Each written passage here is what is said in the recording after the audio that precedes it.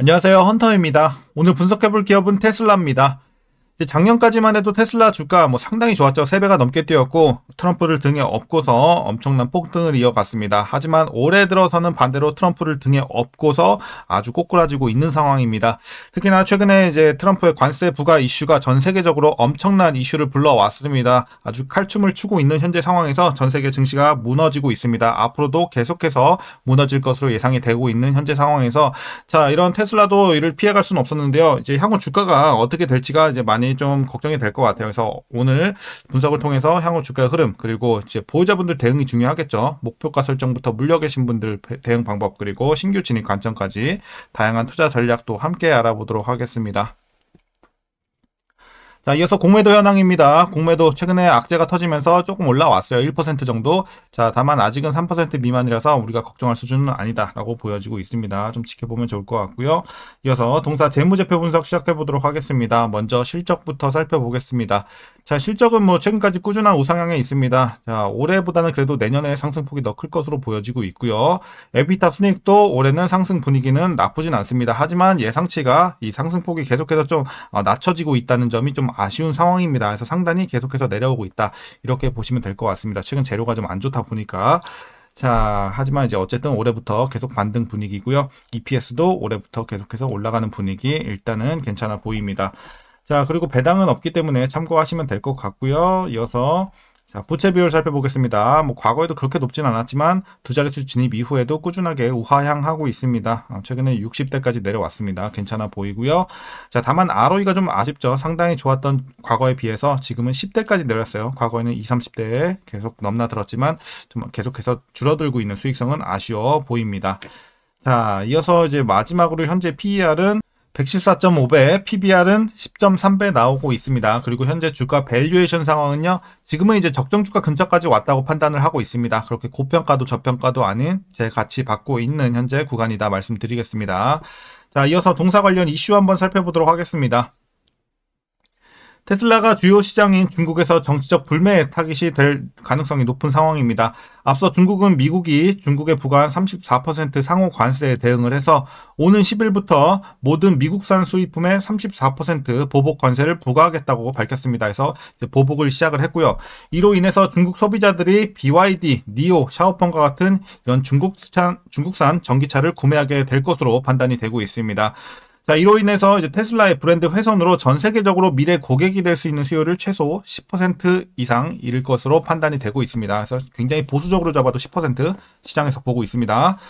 자, 그리고 트럼프 이제 미국 행정부의 관세 정책 영향으로 중국 BYD가 테슬라를 제치고 올해 글로벌 전기차 판매 1위에 오를 거라는 전망이 힘을 얻고 있습니다.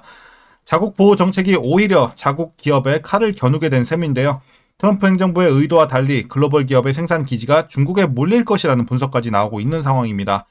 현재 전기차 시장은 세계 1위 테슬라를 BYD가 바짝 뒤쫓는 구도로 형성이 되어 있는데, 테슬라는 미국의 조치에 반발해 보복 관세에 나선 중국의 전체 매출의 20%를 내고 있는 반면 BYD의 판매량 가운데 미국 비중은 0.4%밖에 되지 않습니다. 거의 없죠. 그렇기 때문에 미국 관세 부과에 따른 영향이 거의 없겠다, 이렇게 보여지고 있습니다.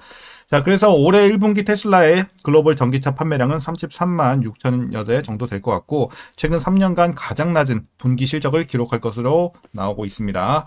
반면 BYD는 41만 대에 이제 판매를 했고, 이 같은 성장세는 미국 관세 정책으로 인해 가속화할 전망으로 보여지고 있습니다. 자, 올해 BYD가 글로벌 전기차 시장에서 점유율 15.7%를 차지해서 테슬라를 제치고 처음으로 1위에 등극할 것으로 보여집니다. 자, 그리고 한편 이제 지난 대선 이후 최측근으로 등극한 트럼프 대통령과 일론 머스크의 관계에는 이상 신호까지 감지가 되고 있습니다. 감지가 안 되는 것 자체가 이상하죠. 지금 직격탄을 맞고 있는 상황이니까요. 자, 그래서 믿었던 지금 트럼프한테 완전 뒤통수를 맞았고, 이제 일론 머스크는 지난 2일 트럼프 대통령이 발표한 이 관세에 대해서 이제 공개적으로 비판하면서 미국과 유럽의 무관세를 희망한다고 밝혔습니다. 그리고 트럼프 역시 최근 기자들에게 일론 머스크가 환상적인 일을 하고 있다면서도 일론 머스크는 일정 기간 행정부에 머문 후 다시 자신의 사업에 전념할 것이다 라고 말하면서 부정적인 또 이슈를 좀 불러일으켰죠. 그래서 둘의 사이에 지금 확실히 이상기류가 생긴 것은 확실해 보입니다. 테슬라가 발표한 올해 1분기 차량 인도량도 33만여 대로 이제 전년 동기 대비 13% 감소할 것으로 보이고요. 1분기 판매는 블룸버그 기준 시장 기대치인 38만여 대를 밑도는 수준이 될 것으로 보입니다. 자, 전 분기 대비로는 전체 판매는 32% 감소했고요. 모델 3와 Y가 31%, 모델 S와 X 및 이 사이버 트럭은 46% 감소했습니다. 자, 그리고 이제 판매 감소의 원인으로는 글로벌 전기차 시장의 경쟁 심화, 신형 모델 Y 출시 전에 이런 수요의 지연, 그리고 공장 라인 교체에 따른 일시적 생산 중단 뿐만 아니라 CEO인 이 일론 머스크의 정치적 행보에 따른 구매자들의 반감, 이런 것들이 복합적으로 영향을 미친 것으로 보여지고 있어서 판매량이 상당히 아쉬운 1분기가 되겠습니다. 자, 그리고 테슬라의 1분기 판매 감소가 부정적인 것은 글로벌 전기차 시장이 나쁘지 않기 때문입니다. 2월 누적으로 글로벌 전기차 판매는 전년 동기 대비 36%나 증가를 했습니다. 그리고 지역별로 보더라도 전년 동기 대비 미국은 11%, 중국 47%, 그리고 유럽 21% 증가 등을 기록을 하면서 전 지역에서 두 자릿수 이상의 성장률을 기록을 했습니다. 이런 좋은 상황에서 테슬라가 감소를 했기 때문에 굉장히 부정적으로 이제 시장에서는 비춰지고 있는 겁니다. 자, 이어서 판매량은 2분기에도 반등하기 어려울 거라는 이제 예측이 나오고 있습니다. 테슬라가 판매 회복을 위해서 전기차 가격 인하에 더욱 힘을 싣거나 중저가 차량 모델 2.5를 출시할 가능성이 있다, 이렇게 보여지고요. 이는 출하량 증가에 기여는 하겠지만 테슬라 수익성 악화를 이끌 거라는 전망이 나옵니다. 자, 이제 마지막 이슈입니다. 테슬라가 올해 텍사스주에 상용화하는 자율주행 무인 택시 사업 로보택시 역시 성공을 보장하기 어려울 것으로 보입니다. 테슬라가 경쟁사들과 달리 충분한 기술 검증을 거치지 않았기 때문에 안전성 문제가 불거질 수 있다는 내용입니다. 최근에는 거의 악재만 지금 잔뜩 있는 상황입니다. 호재가 거의 전혀 없습니다. 자, 이런 상황에서 이제 마지막으로 여러분들 투자 전략 설명드리면서 영상 마무리하도록 하겠습니다.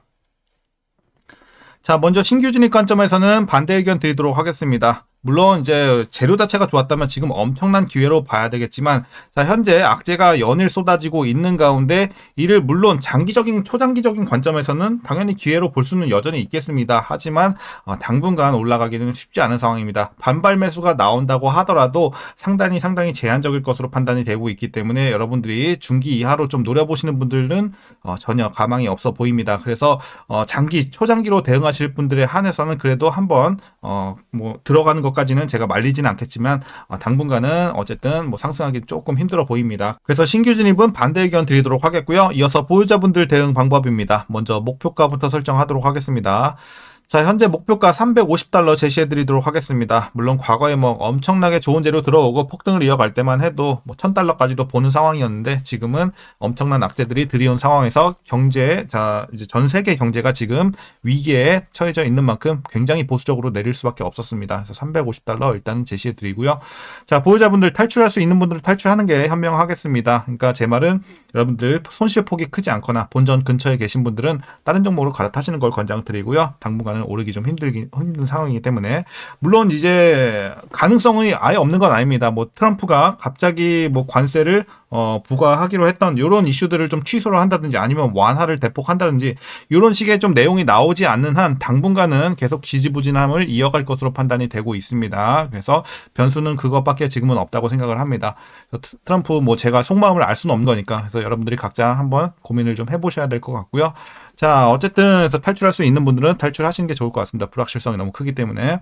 그리고 이제 물려 계신 분들이 많을 것 같긴 한데, 물려 계신 분들은 어쩔 수 없이 초장기로 보는 수밖에 없겠습니다. 좋은 내용이 나오길 기도하면서 초장기로 대응하시길 바라겠습니다.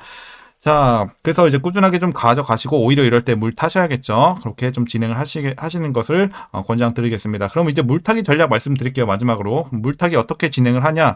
자, 물려 계신 분들은 자, 일단 어디까지 맞추냐면 기본적으로 $275 언더 일단 굉장히 이상적으로 판단하고 있습니다. $275 밑으로 뺄 수 있는 분들은 빼주시고 초장기로 보유하는 전략 일단 말씀을 드리겠고요.